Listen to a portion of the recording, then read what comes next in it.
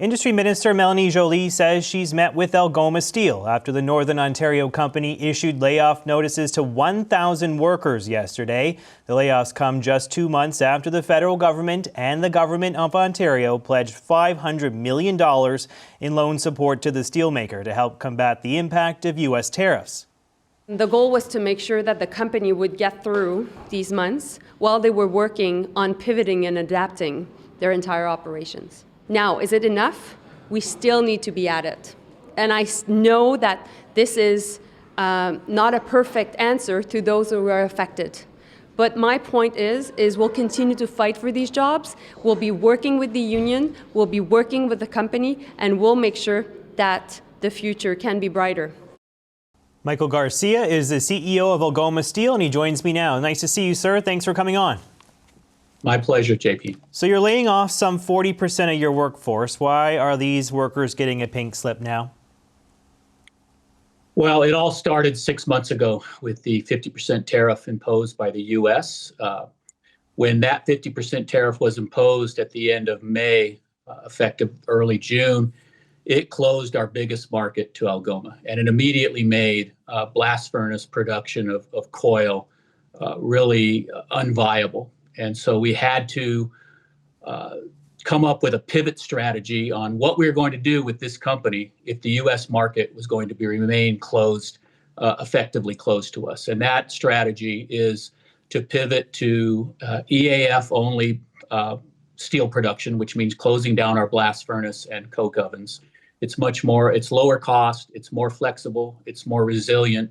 And then focus on the domestic market and the opportunities in the domestic market with diversification. So the job layoffs and the job eliminations announced yesterday really are primarily driven by that decision to close the blast furnace and coke making operations roughly a year earlier than originally foreseen in our strategic transformation here at Algoma Steel. Of course, the federal government chipped in some $400 million earlier this year in September for a loan to you. The province also came up with $100 million.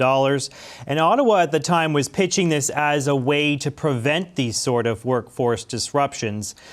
How can you justify, sir, taking that money and then 2 months later laying off nearly 1,000 people? Well, it's critical. Taking the money led to the survival and the viability of Algoma Steel. And with this pivot strategy, Algoma Steel will be the benchmark and foundation of the future steel industry in Canada. So if you want to have a steel industry in Canada, you need world-class steel producers like Algoma Steel. We are changing our steel-making technology. That means shuttering our blast furnace and coke ovens. That means less employment, less jobs in the company. But the LETL loan that the government provided earlier this year is critical to the future of Algoma Steel and critical to the future of low-cost, high-quality steelmaking in Canada. So did the governments know that you were considering these major layoffs when they gave you that loan in September? Did they know that that was something that could be coming? I don't think anybody would loan us $500 million without understanding the business plan for the company, without understanding what the tariff impact was on the company with the U.S. tariffs. It's a dynamic situation. We were hoping the tariffs would be lifted and we wouldn't have to transition early to blast furnace steelmake to EAF steelmaking. But I would say everybody at Algoma Steel, and certainly the government, have understood since 2022 that we would be shuttering our blast furnace and coke oven operations when we transition to EAF steelmaking. Originally, that transition was going to be at the end of 2026 or in 2027. Unfortunately, we had to accelerate that as we sit here today with the U.S. tariffs still in place for 6 months now. Do you think taxpayers are getting good value for their money? I know it's not a grant, it's a loan, but it still has some cost to the federal treasury and the provincial one. Do you think that this is a good bet by the taxpayers on your company? I think it is. Every modern domestic, secure democracy in the world has a viable, secure steel industry. Algoma is going to be the foundation of that industry in Canada.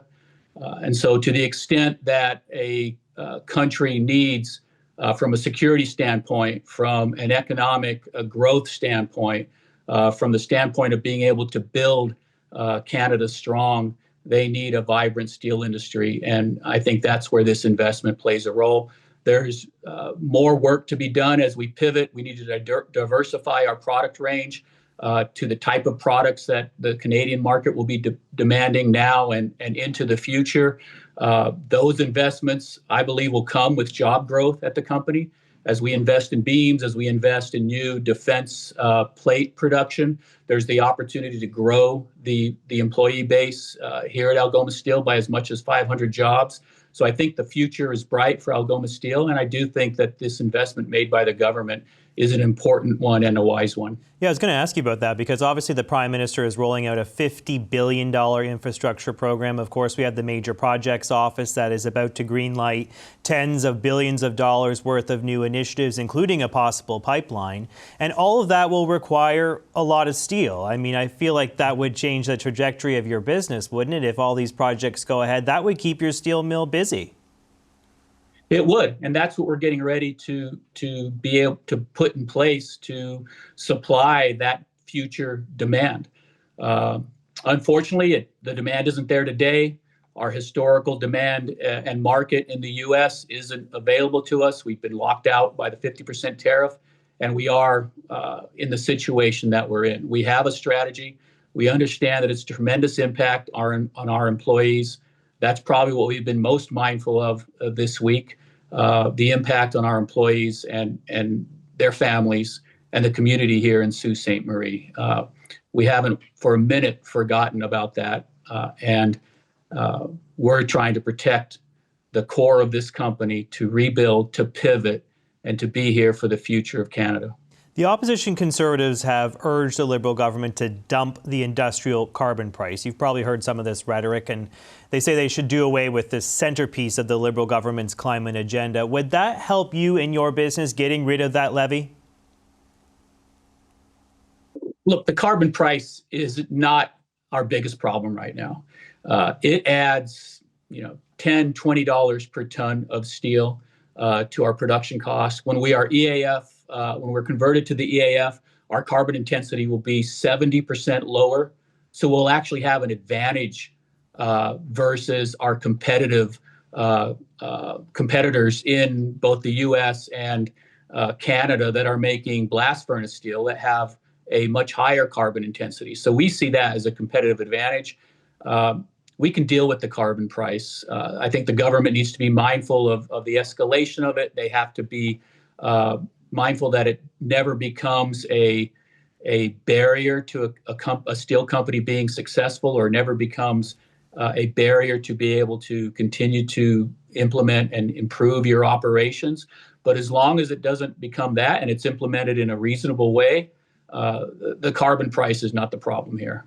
The Prime Minister is set to come face-to-face with President Trump on Friday. He's going down there to D.C. for a FIFA soccer event, but there's a chance they could have some trade discussions on the sidelines of that event. Do you think that this is an opportunity for the Prime Minister to maybe jumpstart those trade negotiations, to maybe look at some of the Section 232 tariffs that have been so punishing for your industry and others? What's your message to the PM as he comes face-to-face with Trump later this week?